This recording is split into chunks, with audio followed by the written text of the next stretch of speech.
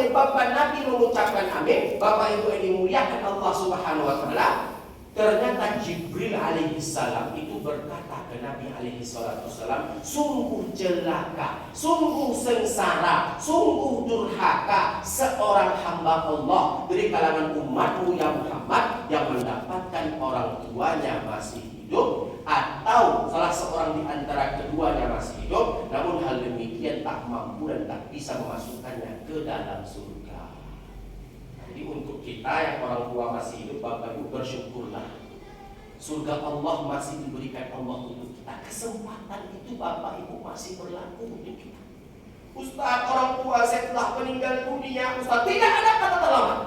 Datang ke makamnya, ziarah, kirimkan Al-Fatihah untuknya, bacakan Al-Quran untuknya, kirimkan pahala puasa untuknya, kirimkan pahala tarawih untuknya, kirimkan pahala selawat untuknya, kirimkan pahala zikir untuknya, kirimkan semua kebaikan-kebaikan yang Bapak Ibu lakukan selama Ramadan untuk dirinya, yang mudah-mudahan dengan itu kuburan yang menjadi taman di antara taman-taman surga.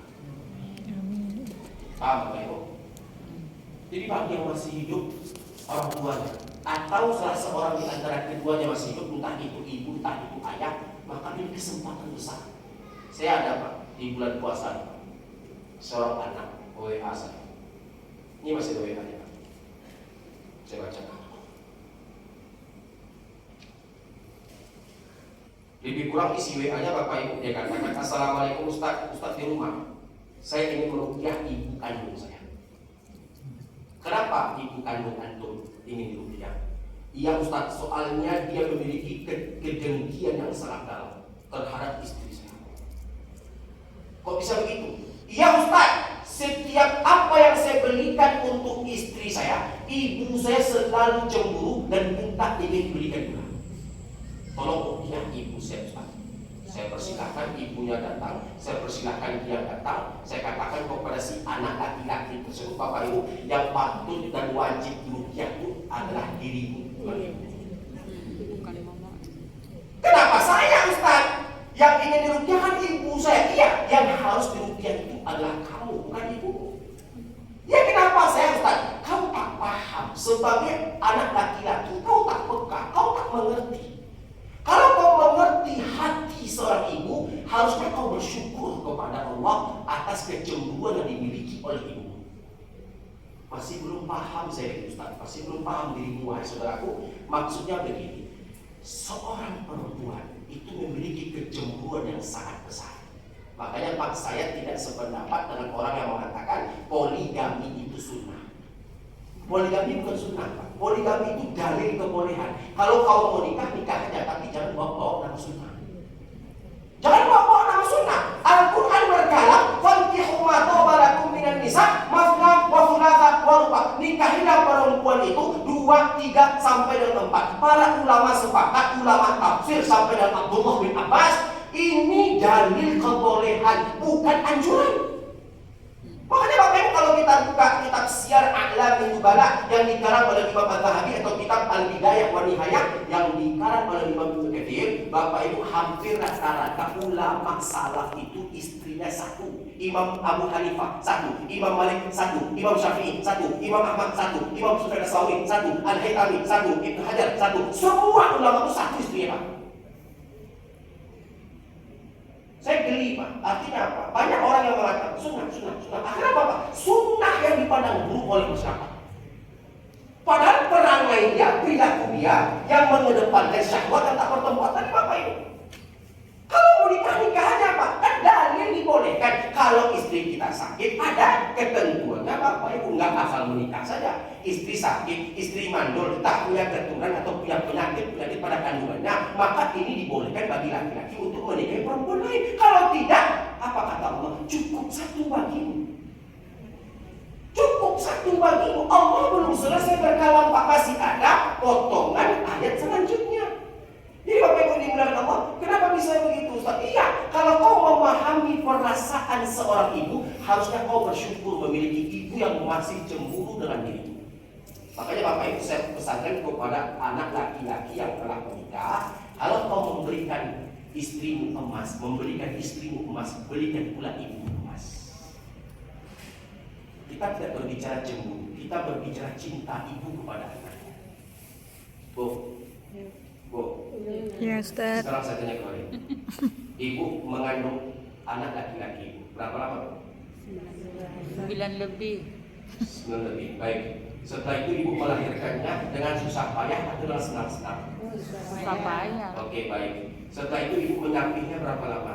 2 tahun. 2 tahun. Ibu menyusunya berapa lama? 2 tahun. Ketika sakit siapa yang gelisah ketika itu? Ketika haus siapa yang gelisah ketika itu? Ketika buang kotoran siapa yang mencebokkan kotoran kita? Siapa yang menghantar kita ke sekolah? Siapa yang menghantar kita kepada kesuksesan? Tiba-tiba datang perempuan yang belum dikenalnya, dimanjakan perempuan itu. Apa perasaan ibu? Cemburu. Apa perasaan ibu? Wajar, Pak. Kenapa wajar, Ustaz? Karena anak laki-laki itu milik ibunya, katanya selama-lamanya adalah milik ibunya. Atas nama manusiawi, Bapak Ibu, atas nama manusiawi, atas nama diri dan nurani seorang ibu, tidak ada ibu yang tak cemburu kepada istri anaknya. Kenapa? Hakikatnya anak laki-laki itu milik ibunya selama-lamanya adalah milik ibunya. Ini panjang waktu lagi, Pak. Kita kupas sedikit, Pak ya.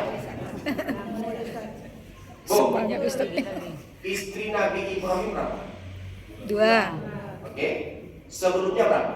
1. 1. Nabi Ibrahim alaihissalam itu dipaksa oleh Sayyidah Sarah untuk mencari perempuan lain untuk dinikahi. Kenapa? Karena lambatnya Sarah dalam hal memberikan keturunan. Betul? Betul. Nikahlah lagi wahai abangnya Ibrahim. Nikahlah lagi wahai abangnya Ibrahim. Kalau kau tak mampu mencarikannya, biar adik yang mencarikan istri baru untukmu. Kenapa? Ibrahim tetap ingin punya anak.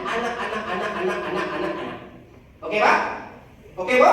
Oke. Nah, akhirnya apa? Akhirnya Ibrahim dihadiahi oleh raja seorang perempuan cantik dan jelita bernama Sayyidah Hajar. Betul?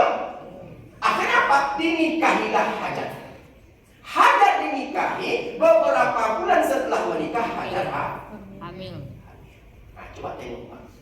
Istri Nabi, Pak. Coba tengok. Istri Nabi, Bu. Apa kata Sarah kepada Ibrahim? Tolong kau jauhkan Hajar dari diriku, wahai Ibrahim. Aku tak suka melihatnya.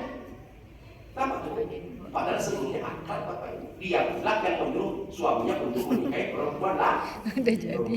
Jadi Bapak Ibu harus paham, Hajar itu diungsikan, diasingkan karena perintah Sarah, Pak. Mekah. Untuk supaya dijauhkan. Kenapa? Sarah cemburu melihat Hajar hamil. Nah, ketika diasingkan, diungsikan di yang sekarang cikal bakal menjadi Ka'bah dan pelataran Masjidil Haram, Bapak Ibu yang dimuliakan Allah. Dan ketika Hajar bertanya kepada Ibrahim, engkau meninggalkan aku dan anakku Ismail di sini, itu perintah siapa? Apakah karena kecemburuan Sarah atau karena perintah Allah Subhanahu wa Ta'ala? Dalam beberapa sejarah dikatakan karena perintah Allah Taala dan juga karena kecemburuan Sarah. Apa-apa? Setelah beberapa saat Hajar melahirkan anak, Bapak Ibu yang dimuliakan Allah, yang bernama Ismail, tak lama setelah itu Sarah mengandung, melahirkan anak bernama Ishak. Dari jalur Sarah, Bapak Ibu semuanya menjadi nabi. Ishak, Yakub, Yusuf, Ayub, Zulkifli, Syuaib, Musa, Harun, Daud, Sulaiman, Ilyas, Ilyasa, Yunus, Zakaria, Yahya, Isa. Semua nabi, Bapak Ibu. Dari keturunan Sarah. Dari Ishak, Yakub, Yusuf, Ayub, Zulkifli, Syuaib, Musa, Harun, Daud, Sulaiman, Ilyas, Ilyasa, Yunus, Zakaria, Yahya, Isa. Apa, Pak? Semua menjadi nabi, Bapak Ibu. Nah, dari keturunan Hajar yaitu Ismail, tidak ada kenabian sampai dengan Nabi Muhammad Sallallahu Alaihi Wasallam. Istri Nabi itu, Pak, contoh pertama, yang namanya perempuan itu pasti cemburu. Jadi, Pak, kalau ibu tak lagi cemburu kepada bapak, hati-hati. Bisa jadi ibu mati rasa. Dirasa. Yang kedua, ketika Nabi Muhammad Sallallahu